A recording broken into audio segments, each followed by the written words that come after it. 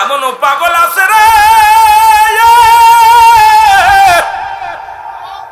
এই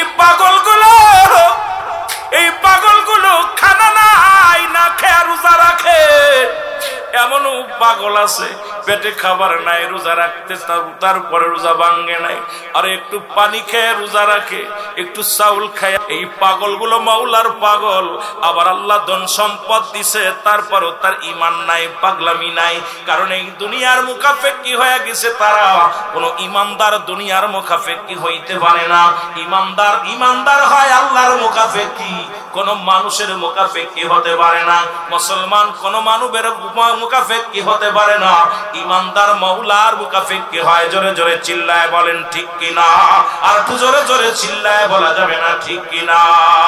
মদিনা যাইতে পারলাম না, মদিনা দেখতে পারলাম না, মদিনা যাইতে পারলাম না, মদিনা। জিকির শব্দের অর্থ হলো স্মরণ করা। কি করা? জোরে বলেন কি করা? স্মরণ করা। এই জিকির হলো দুভাগে বিভক্ত, একটা জাহিরি একটা বাতিল। জাহিরি জিকিরটি স্পষ্ট আল্লাহ আল্লাহ আল্লাহ আল্লাহ আল্লাহ। বাতিনি জিকির দুভাগে বিভক্ত। এটা একটা ঠোঁট বন্ধ জিহ্বা চালু, আর একটা জিহ্বাও বন্ধ ঠোঁটও বন্ধ। মানব দেহের বামদুদের নিচে একটা হাড়ের নিচে একটা গোস্ত, ইংলিশে বলে হার্ট, বাংলায় বলে হৃৎপিণ্ড। এটা যাদের পবিত্র, সমস্ত দেহরাজ্য পবিত্র। জোরে বলেন মারহাবা। আরো জোরে বলেন মারহাবা। এখন কিতাবের ভাষায় জিকির 4 ভাগে বিভক্ত। দলিল তিরমিজি শরীফের 2য় খণ্ড 175 নম্বর পৃষ্ঠা।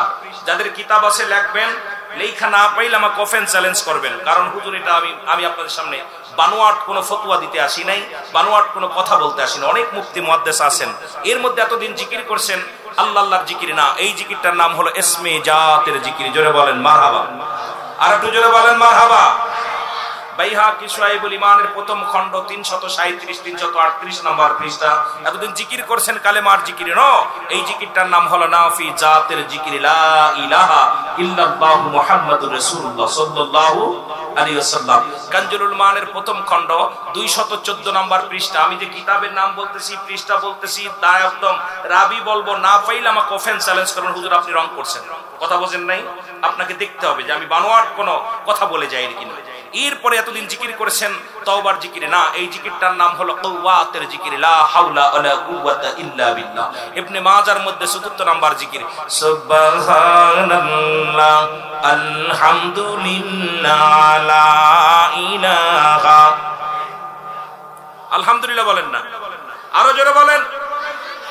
এখন দুইটা জাতি হলো, একটা হলো গাছ আর একটা হলো মানুষ। এই দুইটা জাতি মাথা নোয়ায় নোয়ায় আল্লাহ জিকির করে। সুবহানাল্লাহ বলেন না, আর একটু জোরে বলেন আল্লাহু আকবার। এই যে জিকির করলেন, এখন মুনাফিক চিনার উপায় হলো যখন জিকির করবে গাফিলতি করবে, যখন নামাজে দাঁড়াবে অলসতা করবে।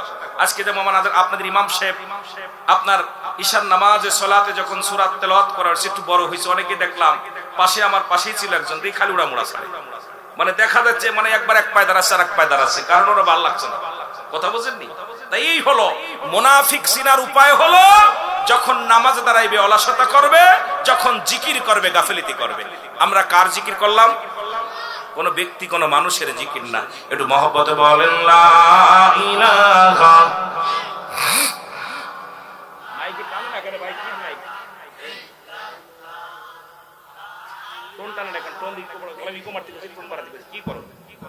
হ্যাঁ তো বলছি, বারবার বলছি না, তার দিন হবে লা ইলাহা। এ দুনিয়ার মুসলমান গভীর মনোযোগ।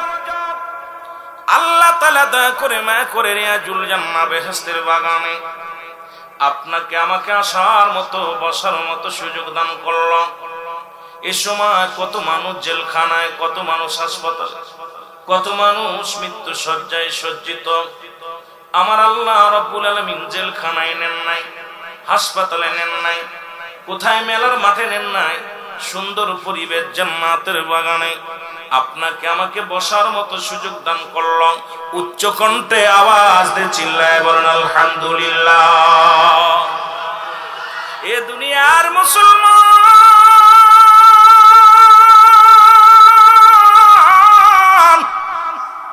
পৃথিবীর মধ্যে আসার সিরিয়াল আছে যার কোন সিরিয়াল নাই। মানুষ দুনিয়ার মধ্যে আসলে মুসলমান, কেউ চলে গেছে, দাদায় গেছে, কেউ নাতি গেছে, কেউ বাবা গেছে, সন্তান গেছে। পৃথিবীর মধ্যে আসার একটা সিরিয়াল আছে, যার কোনো সিরিয়াল নাই। ও দরদি বন্ধু, রব্বি কারীম আপনাকে আমাকে এই সুযোগটা দান করলো জান্নাতের বাগানে বসার। বান্দা যখন রিয়াজুল জান্নাহ বেহেশতের বাগানের উদ্দেশ্যে রওনা হয়ে যায়, প্রতিটা কদমে কদমে বান্দার জিন্দেগির সগীরা গুনাহগুলো মাফ হয়ে যায়। জোরে বলেন মারহাবা। কারেন্টে দিলে কথা বলা যায় কি রে, ঠোঁট লাগলেই তো এই কারেন্ট। তা ঠিক করো না কেন, শর্ট করে মেরে ফেলবো মানুষ। এত তো কথা বলা যাবে না। বলতেছিলাম মুসলমান গভীর মনোযোগ, এই জান্নাতের বাগানে যে নিয়ত করে রওনা দিছে, প্রতিটা কদমে কদমে সগীরা গুনাহ মাফ হয়ে গেছে। সুবহানাল্লাহ। আর একটু জোরে বলেন। ও মুসলমান, আমরা শুধু সগীরা গুনাহ করি নাই, পদে পদে করেছি কবিরা গুনাহ। নামাজ ছেড়ে দেয়া কবিরা গুনাহ, মিথ্যা বলা কবিরা গুনাহ। ও দরদি বন্ধু শুইনা নাও, বেগানা মহিলার সঙ্গে দেখা করা কবিরা গুনাহ, বেগানা মহিলার সঙ্গে বেগানা পুরুষের সঙ্গে দেখা দেয়া কবিরা গুনাহ। এখন যদি ফতোয়া দিই, বাংলাদেশের 90% আলেম ধরা পড়ে যাবে। আরে মুসলমান, বড় বড় বক্তৃতা দাও, বেগানা নারী নইয়া চাকরি করো, এক অফিস করো। এখন যদি আমির হলে আমিন ফতোয়া দিই, অনেক আলেমের চাকরি চলে যাবে। মুসলমান শুইনা নাও, এখন কথাগুলো বলতে হয়, যাদের সঙ্গে দেখা দিয়া হারাম তাদের সঙ্গে বিয়ে করা জায়েজ, যাদের সঙ্গে দেখা দিয়া জায়েজ বিয়ে করা হারাম। এ মুসলমান শুনে নাও, এই সমস্ত গুনাহ মাফের দরকার আছে কি না? আল্লামা কুতুবী রাহমাতুল্লাহ বয়ান করে, দুনিয়ার মানুষ শোনো, বান্দা যখন আসমান থেকে জমিন পর্যন্ত গুনাহ করতে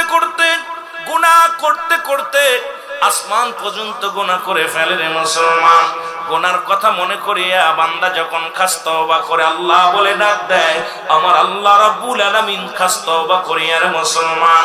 কারণ তওবার দরজা কিয়ামত পর্যন্ত খোলা। মুসলমান, নবীদের দরজা বন্ধ হয়ে গেছে। যে বান্দা কবরের ভয়ে, জাহান্নামের ভয়ে তওবা করে আল্লাহ বলে ডাক দেয়, আমার আল্লাহ বান্দার জীবনের দরিয়া দরিয়া গুনাহগুলো মাফ করে দেয়। জোরে জোরে বলা যাবে না মারহাবা। মদিনা দেখতে পারলাম না, মদিনা যাইতে পারলাম না, মদিনা দেখতে পারলাম না, মদিনা। আওয়াজ দিয়ে বলেন না, আমার দুয়াজ করে নিতে হবে বাবা। ভালোবাসা দিলে সুন্দর আলোচনা শুনবে, যত প্রেম দিবেন তত কোরআন হাদিস ইজমা কিয়াস দিয়ে যেটা লাগবে সেটা দিতে পারবো। আগেই বলছি, আমার ভিতরে কোনো এলেম নাই। যদি শরীয়তের 4-5টা ডিগ্রি নিছি, এই ডিগ্রি আমি মূল্যায়ন করি না। সবচেয়ে বড় ডিগ্রি আপনাদের দোয়া। এই দোয়া থাকবে, ভালোবাসা দিবেন, সুন্দর আলোচনা শুনবেন। ফাঁকি দিবেন, আমিও ফাঁকি দিব, কারণ আমি তো গড়ি দেখবো কখন টাইম যায়। যত আপনারা ভালোবাসা দিবেন, সুন্দর আলোচনা শুনতে পারবেন। এ দুনিয়ার মুসলমান শুনে নাও, এই মাহফিলে আসার নিয়ত করার কারণে সগীরা গুনাহ মাফ। জীবন ভরে যত গুনাহ করলাম রে মুসলমান, বলতেছিলাম খাস তওবা করে আল্লাহ বলে ডাক দিলে, আমার আল্লাহ রাব্বুল আলামিন বান্দার জীবনের দরিয়া দরিয়া গুনাহগুলো মাফ করে দিবে। জোরে বলেন মারহাবা। আর একটু জোরে বলেন মারহাবা। কত গুনাহ করছি, পৃথিবীর মধ্যে আসার একটা সিরিয়াল আছে গো, যার কোনো সিরিয়াল নাই। দেখা যায় দাদা জিন্দা, নাতি নাই, বাবা জিন্দা, সন্তান নাই। এই দুনিয়ার মধ্যে কে যেন বাবারে হারায় ফেলেছে, কে যেন মারে হারায় ফেলেছে। ওই সন্তান জানে মার বেদনা, ওই বাবা জানে মুসলমান সন্তানের বেদনা। দাদার কাঁধে নাতির লাশ, নাতির কাঁধে মুসলমান দাদার লাশ। এই লাশ বহনকারী ব্যক্তি জানে পৃথিবীর মধ্যে লাশটা কত ভারী। ও মুসলমান, মানুষের মৃত্যু হয় 2টা টাইমে গো। একটা হলো দিনের বেলা, একটা হলো রাতের বেলা। ও মুসলমান শুনে নাও, মানুষের মৃত্যু হয় 2টা টাইমে, একটা হলো রাতের বেলা, একটা হলো দিনের বেলা। ও বান্দা শোনো, এই রাত শুরু করেছে আমার আল্লাহ নামাজ দিয়া, দিন শুরু করেছে আমার আল্লাহ নামাজ দিয়া, দিনের শুরু হলো মুসলমান শোনো, দিনের শুরু হলো ফজর। বান্দা ফজর 2 রাকাত সুন্নাত নামাজ তুমি আদায় করলা, সুন্নি বলে দাবি করো, মুসলমান বলে দাবি করো, নবীর উম্মত বলে দাবি করো, আর দাড়ির মধ্যে 30 বার শেপ লাগায় দাও, নবীর উম্মত বলে দাবি করো। ও মুসলমান, সুন্নতি লিবাস তোমার গায়ের মধ্যে নাই, নবীর উম্মত বলে দাবি করো। ও মুসলমান শুনে নাও, নবীর আদর্শের মধ্যে নাই, নবীর আদর্শের মধ্যে নাই, কেমন করে মুসলমান বলে দাবি করো? ও দাদু ভাইরা শুনে নাও, যে কথাগুলো বলতেছি দিলের কান্ডা লাগা শোনো। 2 রাকাত সুন্নাত নামাজ তুমি আদায় করলা, নবীর প্রেমিক হইয়া গিলা। এবার 2 রাকাত ফরজ নামাজ তুমি আদায় করলা, সঙ্গে সঙ্গে তুমি হয়ে গেলে আল্লাহর গোলাম। এখন দিনের মধ্যে যদি তোমার মরণ হয়, তোমার মরণটা হবে আমার রাসূলের প্রেমিক আল্লাহর গোলাম। জোরে জোরে চিল্লায় বলেন মারহাবা। এখন ফরজও পড়েন নাই, আল্লাহর সাথে সম্পর্ক নাই, সুন্নাতে তরিকায় চলেন নাই, নবীর সাথে সম্পর্ক নাই, মুসলমান বলে দাবি করলা, যাইলি হয়ে মৃত্যুবরণ করলা। ওরে মরণের পরে নবীও তোরে চিনব না, আমার মাওলাও তোরে চিনব না রে মুসলমান, শুইনা নাও। এরে মুসলমান, দিন শুরু কইরা মৃত্যুবরণ করলা না, এরে রাত শুরু করেছ, রাতের মধ্যে মৃত্যুর মধ্যে কোনো সন্দেহ নাই।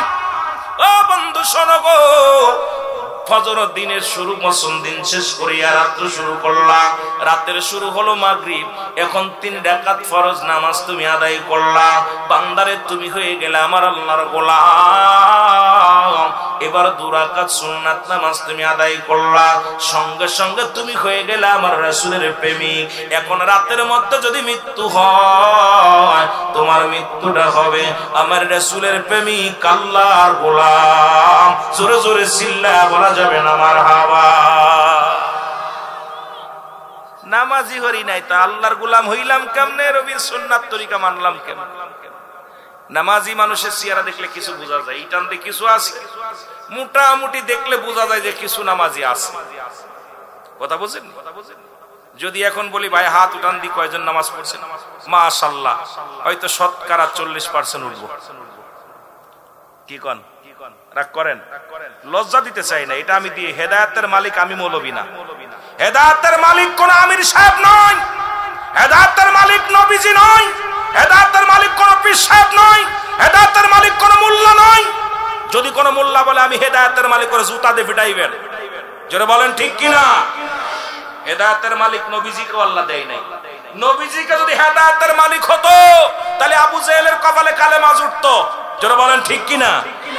এই কথা বলেন না কেন? আবু জেহেলের কপালে যেহেতু কালেমা জোটে নাই, সুতরাং এর দ্বারা বোঝা যায় কোন মুন্সি মৌলবীর এই দায়িত্ব দেয়া হয় নাই। হেদায়েতের মালিক স্বয়ং আল্লাহ। জোরে বলেন ঠিক কিনা? আমার দেশের বড় কুতুব আছে কিছু, কয় আমরা হেদায়েতের মালিক, বাটপার গুন্ডা বদমাইশ। জোরে বলেন ঠিক কিনা? হেদায়েতের দায়িত্ব কে? আমাকে বলার দায়িত্ব দিছে। মানা না মানার মালিক কে? তোমারে মানাইবে কি না মানাইবে আল্লাহই ভালো জানে। জোরে বলেন ঠিক কিনা? কষ্ট হচ্ছে আপনাদের? কষ্ট হচ্ছে? কথা বুঝতে কষ্ট হয়? এ দুনিয়ার মুসলমান শোনো, রাহমাতুল লিল আলামিন সাহাবীদের একদিন বলে, সাহাবীরা রে, আমি তোমাদের এমন একটা ব্যবসার কথা বলে দিব, এই ব্যবসাটা যদি তোমরা করতে পারো, আমি নবী ওয়াদা দিলাম রে, তোমাদের হাত ধরে জান্নাতে নিয়ে যাব। জোরে জোরে চিল্লায় বলা যাবে না সুবহানাল্লাহ? আর একটু জোরে বলা যাবে না সুবহানাল্লাহ? নবী ডাক দিয়ে কয়, সাহাবীরা রে, যে ব্যক্তি 5 ওয়াক্ত সালাত, 5 ওয়াক্ত নামাজ জামাতের সঙ্গে সময় মতো আদায় করতে পারবে, আমি নবী তার হাত ধরে জান্নাতে নিয়ে যাব। এ দরদি বন্ধু শুইনা লাও গো, নবীর শানে জান্নাতে যেতে চান কে কে একটু হাত তোলেন। মারহাবা বলেন। এই দাড়ি তো মুখের মধ্যে মাশাআল্লাহ ভালোগুলো আছে, জান্নাতে যেতে চান না রাসূলুল্লাহর সাথে? কি ব্যাপার? হাত কি নোলা হয়ে গেছে? ওই মিয়া, জান্নাতের সংবাদ শুই না হাত উঠাইবেন জোরে। আমরা কি জাহান্নামে যাইতে চাই না জান্নাতে যেতে চাই? আল্লাহ বলেন উইদ্দাতুল কাফিরিন, কাফের বেঈমান মুনাফিকদের জন্য প্রস্তুতি করে রাখছে জাহান্নাম। 7টা কিরা কিরা যাবেন যাবেন এ কোন এলাকায়? জামালপুরের মানুষ। জাহান্নাম কি ভালো জায়গা না খারাপ জায়গা? কথা কোন, ভালো না খারাপ? এই জায়গা যাইতে চাই কেউ? যদি কয় এখান দিয়ে এখন রাস্তা দিয়ে গেলেই পুলিশে ধরবে, যাবেন কেউ? গেলেই পুলিশে ধরবে, সেটা চিনা পরিচয় নাই, মাস্টার হোক, মৌলবি হোক, মুন্সি হোক, গেলেই আজকে ডাকাতি ধরবে, যাবেন নি? এই মাঠে গেলেই বাগে ধরবে, যাইবেন? কথা কয় না কেন? তো জাহান্নামে কি বালা জিনিস? কথা কয় না কেন? এই জাহান্নাম কি বালা জায়গা? ওয়াজ বুঝতে হবে বাবা। আর উলামা একরাম দূরে দূরে দৌড়ই না বেড়ায়, পাশে বসতে হইব। যদি ভুল থাকে আমার ডা এসে বসবেন, বলবেন হুজুর সঙ্গে সঙ্গে সঙ্গে সঙ্গে প্রশ্ন করেন, হুজুর এটা বাদ দেন। কথা বোঝেন নাই? নিয়ে তফাতে উকি মুকি মারবেন না, মারতে হলে কাছে আসবেন, কিতাব নিয়ে আসবেন, বসবেন। যদি রং করি বলবেন যে হুজুর এটা রং। কথা বোঝেন নাই? রং এটা বাদ দেন, প্রয়োজন নাই। কারণ আমি জাহান্নামে যাবো, আপনি দূরে থেকে উকি মারবেন, দরকার নাই। এই ঘুষি ঘুষির জন্য অবস্থা খারাপ। নবী বলছে বাল্লুহা খেলা, এই দুনিয়াটা পচা, দুর্গন্ধ, মরি, মানুষের চরিত্র কুকুরের চরিত্র। ওই কুকুরের খাসলাত পরিহার করতে হবে। কুকুর যেমন মরি পাইলে খুশি হয়, সে যেমন আর মানুষ খালি সম্পদ পাইলে খুশি হবে। জোরে বলেন ঠিক কিনা? কথা কান ঠিক কিনা? আমার আব্বার কোনো কিতাব নাই, এই কিতাব আল্লাহ। জোরে বলেন ঠিক কিনা? এটারও ভুল ধরছে আলেমরা, বলছে এই কোরআনের ভিতর ভুল আছে। নাউজুবিল্লাহ বলেন না? এ জোরে বলো। আজকে হাফেজি খানায় মাহফিল, হাফেজদেরকে হত্যা করা হয়েছে যাতে কোরআন মুছে যায় দুনিয়ার থেকে। কিন্তু যতদিন পৃথিবী থাকবে কোরআন মুছার মতো ক্ষমতা কারোর আছে? জোরে বলেন আছে? আওয়াজ হবে আরো জোরে, আছে? একটা হক্কর পরিবর্তন করার মতো ক্ষমতা কারোর আছে? এটা জের, এটা জবর, এটা নুক্তা, এটা পরিবর্তন করার মতো ক্ষমতা কাউকে দেয়া হয়েছে? পারবে না। সুতরাং এর সম্মান আজকে কোরআনের হাফেজি মাদ্রাসা। আমি চাই আল উলামা ইকরাম হাফেজ গুলো যারা আছেন সবাই বসবেন জান্নাতের বাগানে। কারণ আদব প্রদর্শন, আদব যে জাতির ভিতর নাই, ইবাদত নাই। আদব, বুদ্ধি, মহব্বত, সাহস, এই জন্য নবীজি আদব শিক্ষা দিয়েছে আগে সাহাবীদেরকে, আগে শিক্ষা দিয়েছে উম্মতের আদব। এই জন্য আমরা মুসলমান, আমাদের ভিতরে আদব নাই। মসজিদে গেলেও আদব নাই, মাহফিলে গেলেও আদব নাই। এটা উচ্ছৃঙ্খল। এই উচ্ছৃঙ্খল জাতি, সর্বশ্রেষ্ঠ জাতি হলো মানব জাতি, পৃথিবীর শ্রেষ্ঠ জাতি। সেই জাতি হয়ে গেছি আমরা, সবচেয়ে নিকৃষ্ট জাতির মতো ব্যবহার। জোরে বলেন ঠিক কিনা? আরো জোরে বলেন ঠিক কিনা? একটু মহব্বতের সঙ্গে জিকির করেন সুবহানাল্লাহ, আলহামদুলিল্লাহ, লা ইলাহা। আরো জোরে বলেন সুবহানাল্লাহ, লা ইলাহা। এ দুনিয়ার মুসলমান,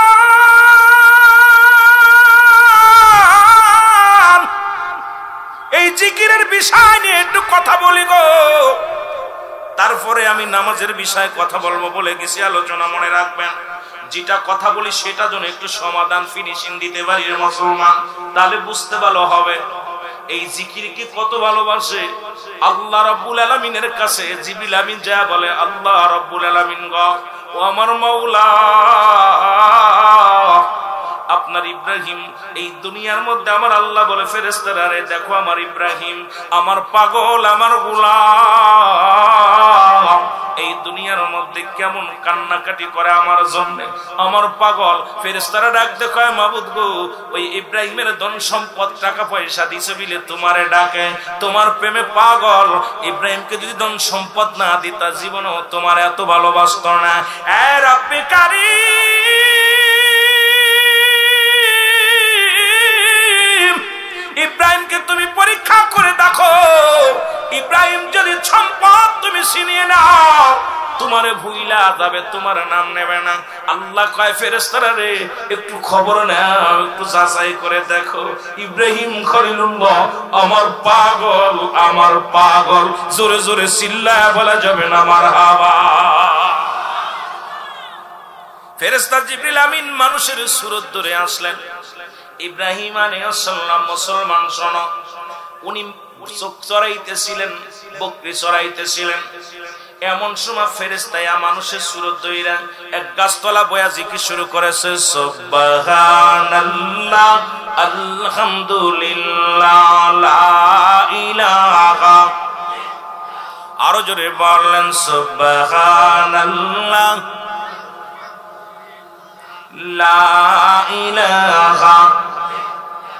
ইব্রাহিম আলাইহিস সালাম এই জিকির শুনিয়া রে এমন পাগল হয়ে একটা দড়ি চলে আসছে, দেখে এক পথিক রাস্তার কিনারে বয়া বয়া জিকির করে।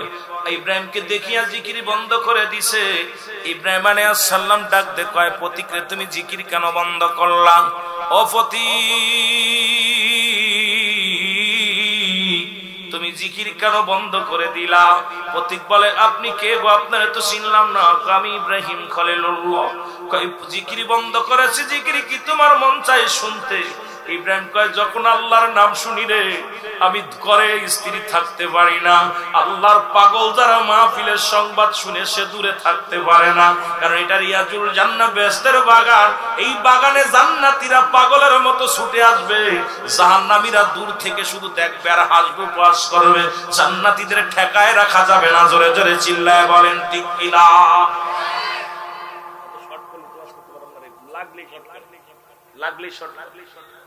কিরাম দিয়েছ আমার ধরে ফেলে, আমার ধরে ফেলে বিপদ। জুবাইর আহমেদ সাহেবের ওনার দাড়িগুলো পুড়ে গেছিল ওয়াজ করতে, হঠাৎ করে ওয়াজ করতে করতে আগুন ধরে গেছে। ওই রকম আমার পুরাই মারবি না, আল্লাহ জানে। একটু মহব্বতের সাথে বলেন লা ইলাহা, আর জোরে লা ইলাহা। অগমগার মনের বেদনা আয় হায় বুঝাইলে কেউ বোঝে না, আয়রে শোনাইলে কেউ শোনে না। শোনেন শাহে মদিনা লা ইলাহা, যৌবন খোলে লা ইলাহা। এ দুনিয়ার মুসলমান,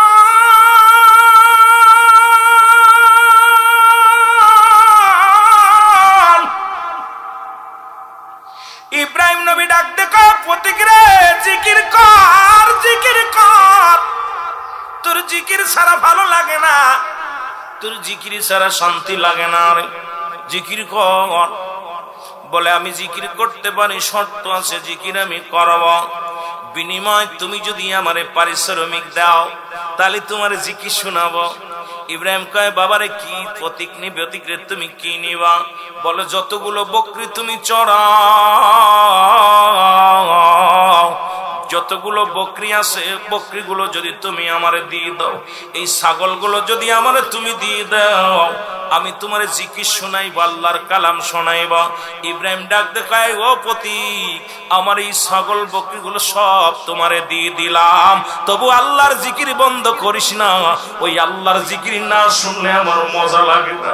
এমনও গরিব আছে রে, এই শীতের রাত্রে শীতের কাপড় নাই, যখন মসজিদে আযান দেয় সালাতু খায়রুম মিনান নাওম, ওই পাগল আর ঘরে থাকতে পারে না, ঠান্ডা পানি দিয়ে ওযু করে চলে যায় মসজিদের ভিতরে। এমনও পাগল আছে রে,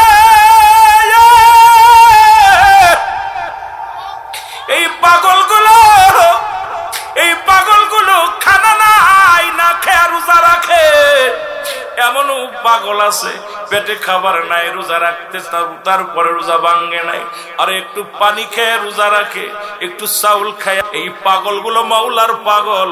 আবার আল্লাহ ধন সম্পদ দিছে, তারপরও তার ঈমান নাই, পাগলামি নাই, কারণ এই দুনিয়ার মুখাফেক্কি হয়ে গেছে তারা। কোন ইমানদার দুনিয়ার মুখাফেক্কি হইতে পারে না। ইমানদার হয় আল্লাহর মুখাফেক্কি, কোন মানুষের মুখাফেক্কি হতে পারে না। মুসলমান কোন মানবের মুখাফেক্কি হতে পারে না, ইমানদার মাওলার মুখাফেক্কি হয়। জোরে জোরে চিল্লায় বলেন ঠিক কিনা? আর একটু জোরে জোরে চিল্লায় বলা যাবে না ঠিক কিনা? মদিনা যাইতে পারলাম না, মদিনা দেখতে পারলাম না, মদিনা যাইতে পারলাম না, মদিনা। আমি অসহায় তাই এত দূরে রই, বলো অসহায় তাই এত দূরে রই, দূর থেকে সালাম জানা দূর থেকে সালাম জানাই মদিনায় যাইতে পারলাম না মদিনা দেখতে পারলাম না মদিনা যাইতে পারলাম না মদিনা মদিনার পুবাল হাওয়া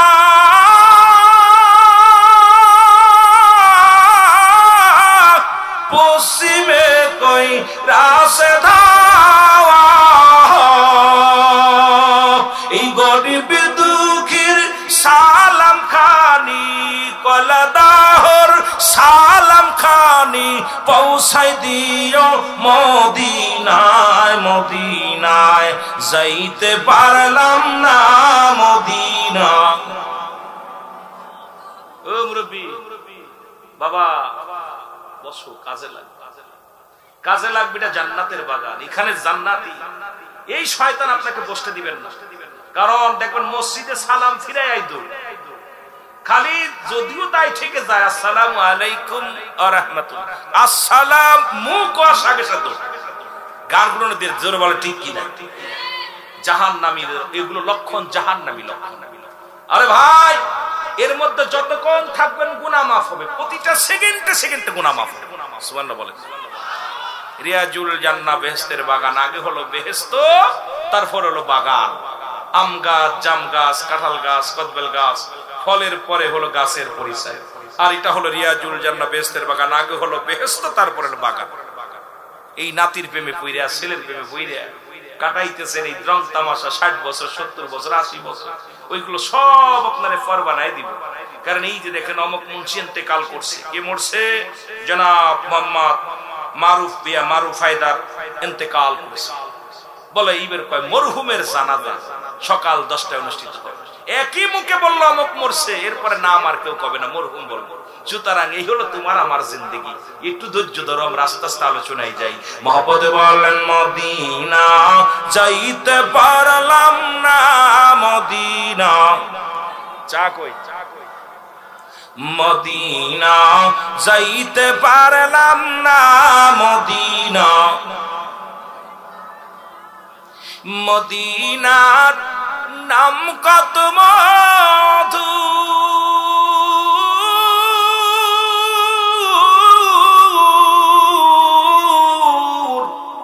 মদিনা আর যে কত দূর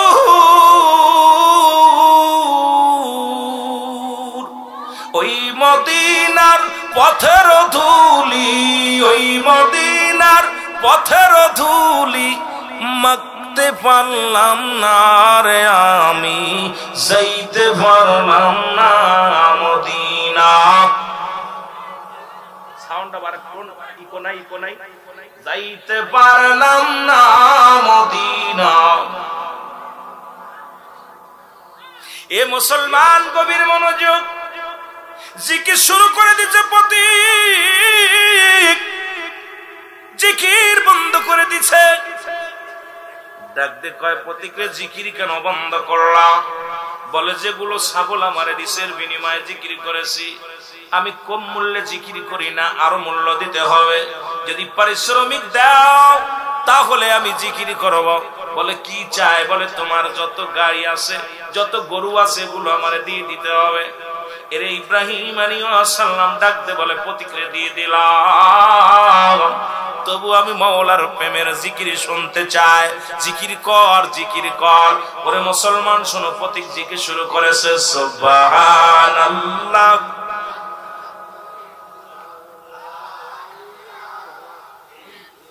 এ দরদি বন্ধু শোনো গো আবার জিকির বন্ধ করে দিছে প্রতীক ডাকতে এবার ইব্রাহিম নবী ডাকতে কয় প্রতীক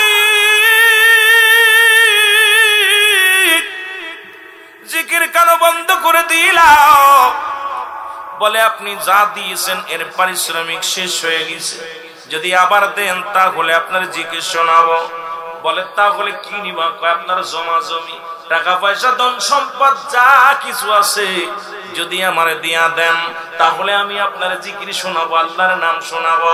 ইব্রাহিম আলাইহিস সালাম ডাকতে কয়, পতি আমি তোমার সব দিয়ে দিলাম, আমি কিচ্ছু চাই না, আমি মাওলার পাগল, আমি দুনিয়ার মুখাফেক্ষী না, আমি আল্লাহর পাগল। পথিক রে, এই দুনিয়ার যা কিছু আমার আছে সব তোরে দিয়ে দিলাম, বিনিময় তুই আমার জিকির শোনা। সুবহানাল্লাহ।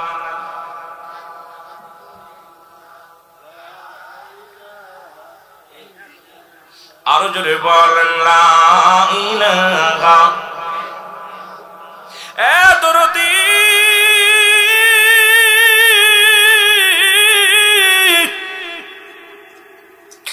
কিছু সময় জিকির করিয়া বন্ধ করে দিছে। ইব্রাহিম আলাইহিস সালাম কয়, পথিকরে জিকির কেন বন্ধ করলা? বলে হুজুর পারিশ্রমিক লাগবে। বলে ইব্রাহিম ডাকতে কয়, বাবারে আমার তো আর কিছু নাই, বকরি ছিল দিয়ে দিলাম, গরু ছিল, গাভী ছিল দিয়ে দিলাম, সম্পদ যা ছিল, বাড়ি ছিল, সব তোমারে দিয়ে দিলাম, আমার তো কিছু নাই, তুমি জিকির শোনাও। আমি বিনা পারিশ্রমিকই তোমার জিকির শোনাবো না। ডাক দেখে ইব্রাহিম আদম, ডাক দেখে ইব্রাহিম আলাইহিস সালাম ডাক দেখে মুসলমান শুনে নাও। ডাক দেখে প্রতিক্রে, একজন তো তোমার বকরি পালন করার জন্য একটা রাখালের প্রয়োজন, তোমার এই মেষগুলো চড়াইতে যাইয়া একটা রাখালের প্রয়োজন। তুমি যদি আমার দয়া করে একটু তোমার রাখাল বানাইতা, আমি জীবনে তোমার কাছে খাইতে চাই না, পড়তে চাই না, বিনিময় চাই না, শুধু আমার একটু জিকির শোনাবা, আমি শুধু তোমার জিকির শুনবো, আমি আমার মাওলার জিকির শুনবো তোমার জবান থেকে। ও পতি, তোমার রাখাল আমারে বানায় নাও। ইব্রাহিমের মুখে কত শুই না, প্রতীক ডাকতে বলে, হুজুর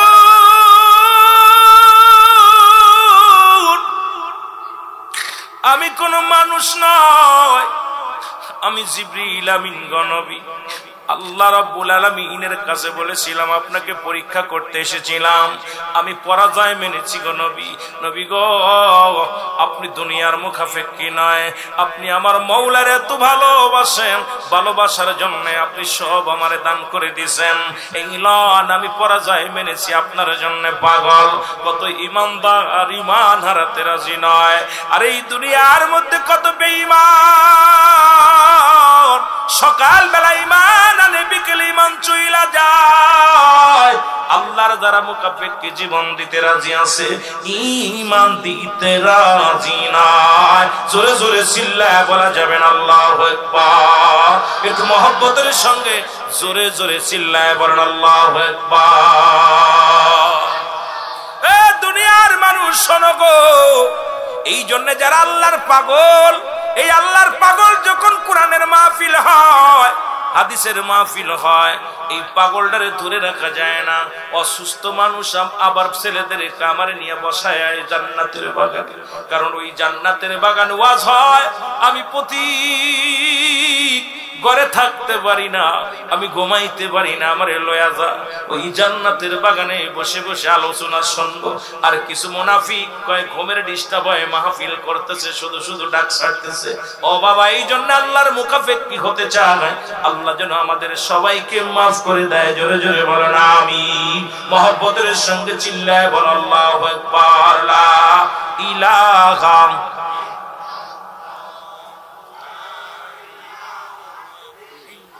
আরো জোরে লা ইলাহা, ভালোবেসে লা ইলাহা,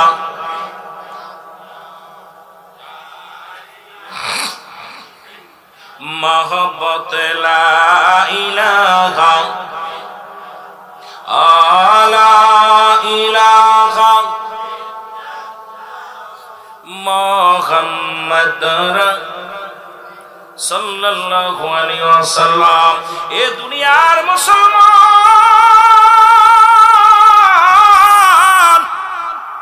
রাহমাতুল নবী যে কথা বলতেছিলাম মনে আসেনি?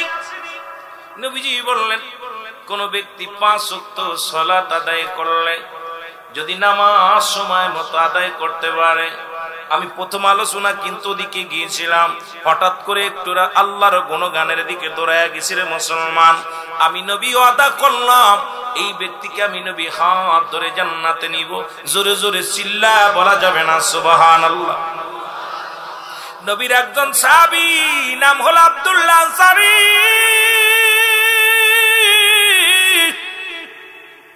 ও দুনিয়ার মানুষ শোনো গো, নবী আলোচনা করতে করতে একটু সময় লম্বা হয়ে গেছে। আনসারী বানে বাড়ি চলে গেলেন। বাড়ি যা বিবি ডাকতে কয় স্বামী এত দেরি হলো কিসের জন্য বলেন? কয় বিবি রে আজকে নবী ওয়াজ করেছে, ওয়াজ শুনতে যা দেরি হয়ে গেছে। বলে স্বামী রে কি ওয়াজ করছে নবীজি একটু বলো। আমাদের বিবিরা বাড়ি গেলে কয় খিচুড়ি ছিল নি। ওয়াজের বক্তা সুর কেমন, বক্তা কেমন ভাবভঙ্গি জানে, বক্তা কেমন মজা দিতে জানে, কিন্তু সাহাবীদের বিবিরা কেমন ছিল শুনি না নেন। ডাকতে আব্দুল্লাহ আনসারীর বিবি ডাকতে কয় স্বামী ও আমার প্রাণের স্বামী, আমার রহমতের নবী কি ওয়াজ করছে একটু বলেন। এবার আব্দুল্লাহ আনসারী কয় বিবি রে আমার নবী ওয়াজ করছে কোন ব্যক্তি যদি 5 ওয়াক্ত নামাজ সালাত সময় মতো আদায় করতে পারে আল্লাহ নবী তার হাত ধরে জান্নাতে নিয়ে যাবে। জোরে জোরে চিল্লায়া বলা যাবে না সুবহানাল্লাহ। আনসারী বি ডাক দেখায় স্বামী রে আপনার দুটি হাতে ধরে বলে যাই আপনার কোনো না বিনয় করে বলি স্বামী জীবনে কিচ্ছু চাই না আমি,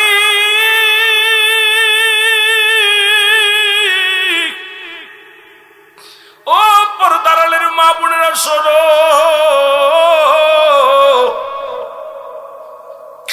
আমার মা বোনের একটু দিলের কান্ডা লাগা শুনে নাও।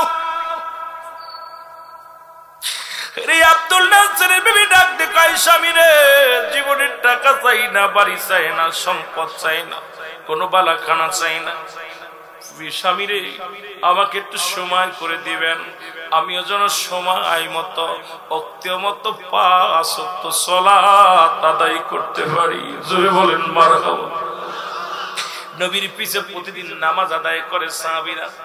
আরে বাবা এত বড় মসজিদ, আজকের মাহফিলের দিনে আপনাদের মসজিদে মাত্র 2 কাতার মানুষ হয়েছে, লজ্জাজনক।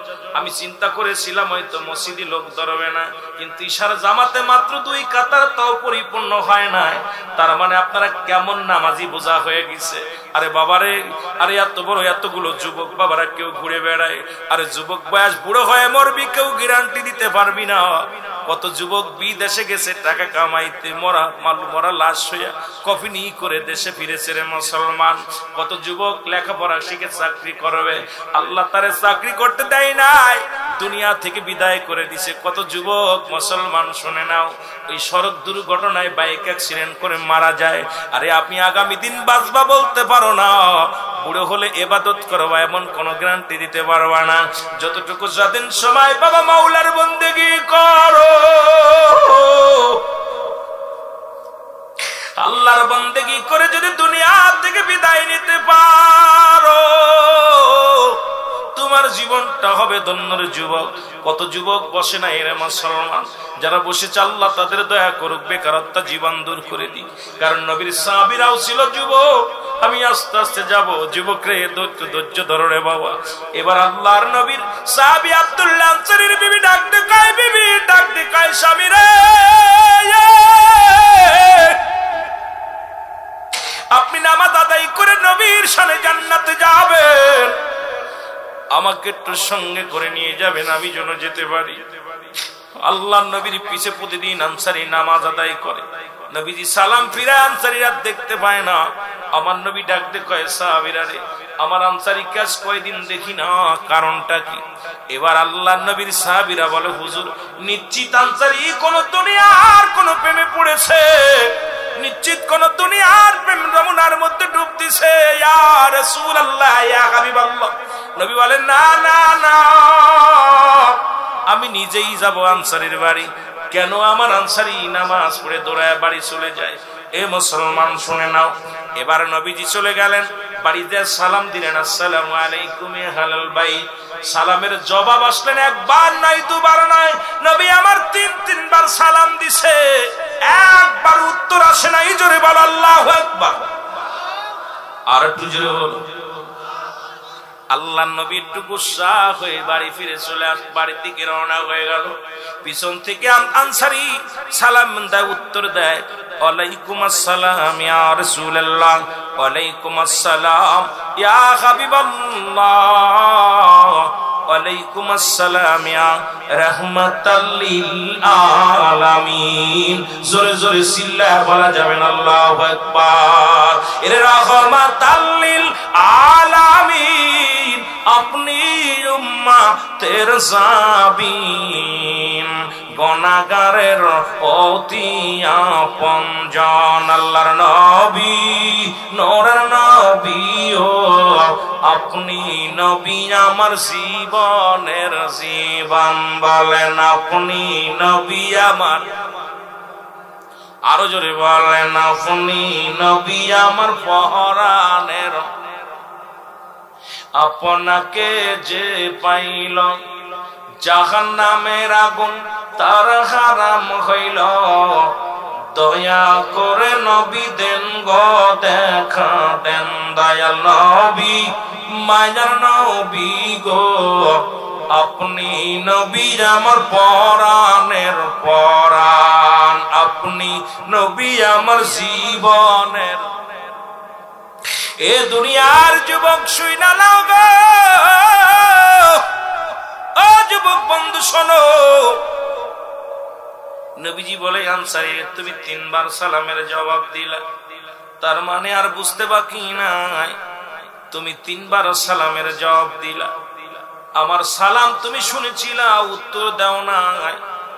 আনসারী কয় ইয়া রাসূলুল্লাহ ইয়া হাবিবাল্লাহ, আল্লাহর কসম করে বলি আমি আপনার সালাম শুনেছিলাম কিন্তু উত্তর দিই নাই। কেন দিই না এর জবাব আমি দিতে পারবো না। ইয়া রাসূলুল্লাহ ইয়া হাবিবাল্লাহ, নবী গো আপনি যদি দয়া করে একটু আমার বাড়িতে যাইতেন, কেন সালামের জবাব দিই নাই এটা বলতে পারতাম। নবীজি বলে আনসারীরে চলো যাই।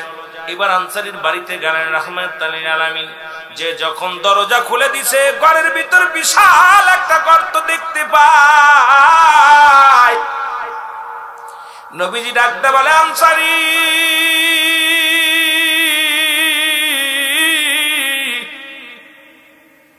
তোমার ঘরের ভিতরে এত বড় গর্ত কেন? বলে ইয়া রাসূলুল্লাহ ইয়া হাবিবাল্লাহ, আপনি যখন আমারে সালাম দিয়েছেন আমি ওই গর্তের মধ্যে উলঙ্গ অবস্থায় বসেছিলাম। নবী আনসারী কি শুনাইলা? বলে হুজুর আমরা স্বামী স্ত্রী মিলে এক টুকরা কাপড়, নবী গো যখন আমি নামাজে চলে যাই আমার বিবি এই গর্তের মধ্যে উলঙ্গ অবস্থায় বইয়া থাকে গো। আমি সালাম ফিরা বাড়ি আসিয়া গর্তের মধ্যে ঢুকে যাই।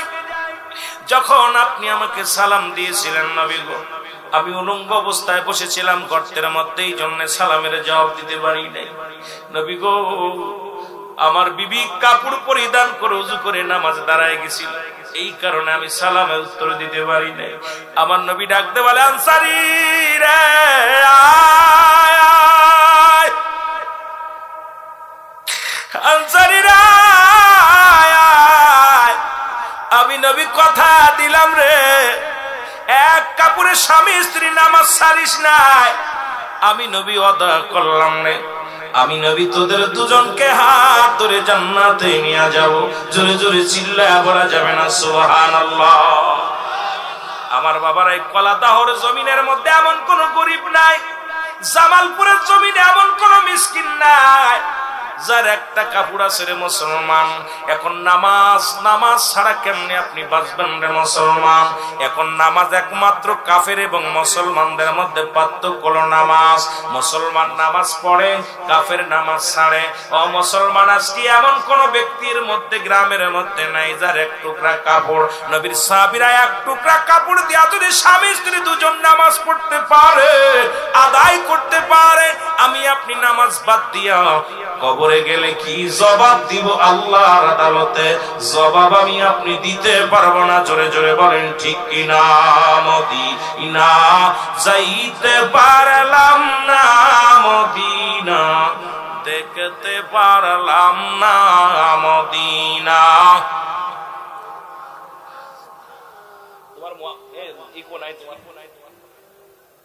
আরো যদি বলেন মদিনা যাইতে পারলাম না মদিনা।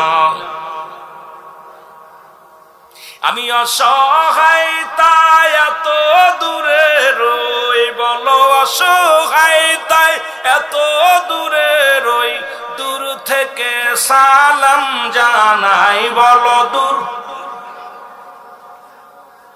নাই মদিনা যাইতে পারলাম না মদিনা, দেখতে পারলাম না মদিনা, যাইতে পারলাম না মদিনা। আরো জোরে বলেন মদিনা যাইতে পারলাম না মদিনা। এ দুনিয়ার মুসলমান,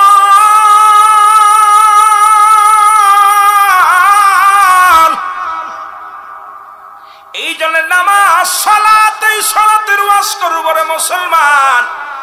দরকার ছিল কাফের মুশরিকদের ওয়ালামা মুসলিমদের দরকার, কিন্তু নামাজের ওয়াজ মুসলমানদের করা লাগে, সেইতে দুঃখ আর থাকতে পারে না। বড় কষ্ট লাগে রে মুসলমান, আজকে নামাজ মুসল্লি পাওয়া যায় না। এই যে শীতের দিন আছে মুসল্লির খুব অভাব হয়ে যাবে, দেখা যায় ইমাম আর মুয়াজ্জিন হয়তো 2-4 জন মুসল্লি, আর বাকিগুলো সব লেপের মধ্যে শুয়ে থাকবে রে মুসলমান। শুনে রাখো, আল্লাহর এই দরবারে ধরা পড়তে হবে, মরণের পেয়ালা পান করতে হবে। কারণ এই জীবন জীবন নয়, এমন একটা জীবন আসবে যে দেশে গেলে মানুষের বিচার হয়,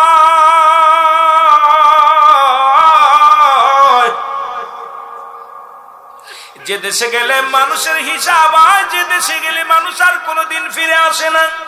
আমরা সেই দেশের যাত্রীর মুসলমান, শুনে নাও, এই কবরে একদিন যেতে হবে মানুষের 3টা বিপদ। আমি পিরাইটা আলোচনার মধ্যে কি কথা বলি রে ভাই, শুনে নাও।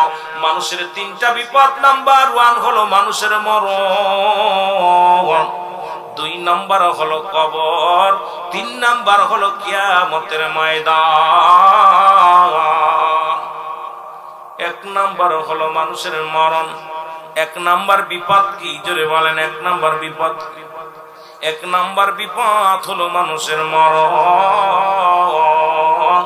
2 নাম্বার হলো কবর, 3 নাম্বার হলো কিয়ামতের ময়দান। ওই মরণের পেয়ালা পান করতে বের মধ্যে কোনো সন্দেহ নাই। আমার মরণ আসিবে কখন কেউ তো জানি না, আমার মরণ। আরো জোরে বলেন আমার মরণ আসিবে কখন। এ আমি চলে যাব, আমায় তোমরা ভুইলা যাইও না, আমি চলে যাব না, আমার মরণ আসিবে কখন কেউ তো জানি না, আমার মরণ। টাকা পয়সা দালান কোটা যাহা করেছি, সব কিছু ফেলাইয়া আজি একাই চলেছি রে আমি, সব কিছু ফেলাইয়া আজি একাই চলেছি। আমি যাবার কালায় ভেবে দেখি আমার কেহ নাই, আমি যাবার বেলায় ভেবে দেখি নাই, আমার মরণ আসিবে কখন কেউ তো জানি না, আমার কুল্লু নাফসিন যায়কাতুল মাউত। এ দুনিয়ার মুসলমান শুনে নাও, কুরআনুল কারীমের সব সূরা তুমি অস্বীকার করতে পারো, সব আয়াত তুমি অস্বীকার করতে পারো, এই একটা আয়াত অস্বীকার করার মতো ক্ষমতা কারণ নাই। ওই চা বন্ধ কর, বন্ধ কর, বন্ধ কর। এখানে 2টা জিনিস পাওয়া যাবে, একটা রহমত, একটা গজব। এখানে কোন রকম কারুর দ্বারাই কিঞ্চিত পরিমাণ মাহফিলের ক্ষতি হলে আল্লাহের কসম, আল্লাহের কসম সেই জায়গা থেকে বিপদগামী হয়ে যাবে। কারণ 2টা জিনিস, একটা রহমত, একটা গজব। এটা সাধারণ কোনো মজলিস না। এখানে যত আদব প্রদর্শন করা যায়, এখানে দুইটা জিনিস পায়, একটা রহমত, একটা গজব। কথা বোঝেন নাই? এই জন্য মানুষ সারা জীবন গোলামি করতে করতে ইমান হারায় কবরে যায়, তাকাব্বারি অহংকার অহমিকা চলে আসে ভিতরে, আমিত্ব এসে যায়।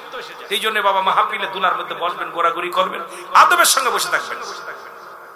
আমার ভাইরা, আমার বন্ধুরা, আমার আমি যে কথা বলতেছিলাম, ও দরদি বন্ধু শোনো, আল্লামা মুফতি আমজাদ আলী সাহেব একটা কিতাব লিখলেন, কিতাবের নাম বাহরে শরিয়াত। নাম কি? জোরে বলেন নাম কি?